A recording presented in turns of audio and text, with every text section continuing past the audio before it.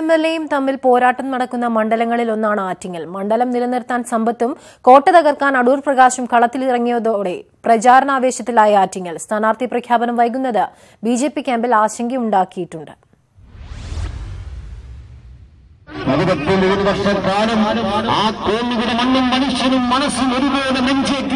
ഔദ്യോഗിക പ്രഖ്യാപനം വൈകിയെങ്കിലും നേരത്തെ തന്നെ അടൂർ പ്രകാശ് ആറ്റിങ്ങലിൽ പ്രചാരണത്തിന് തുടക്കമിട്ടിരുന്നു.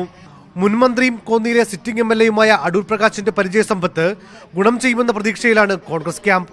ഈ തെരഞ്ഞെടുപ്പിൽ ഒരു സംശയം വേണ്ട, തെരഞ്ഞെടുപ്പ് കഴിയുമ്പോൾ UDFന്റെ സ്ഥാനാർത്ഥി ഇവിടെ വൻപിച്ച ഭൂരിപക്ഷത്തോടുകൂടി വിജയിക്കുമെന്ന കാര്യത്തിൽ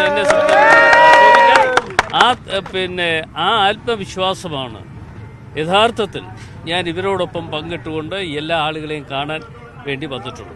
UDFന്റെ മണ്ഡലം കൺവെൻഷൻ അടുത്ത ദിവസം ചേരും. നിയോജക മണ്ഡലം കൺവെൻഷനുകളും മേഖലാ കൺവെൻഷനുകളും പൂർത്തിയാക്കി പ്രചാരണത്തിൽ ഏറെ മുന്നിലാണ് ഇടതുമുന്നണി. സ്ഥാനാർത്ഥി പ്രഖ്യാപനം വൈകുന്നത് BJP പ്രവർത്തകരെ നിരാശരാക്കുന്നുണ്ട്. VS Anu, news 18.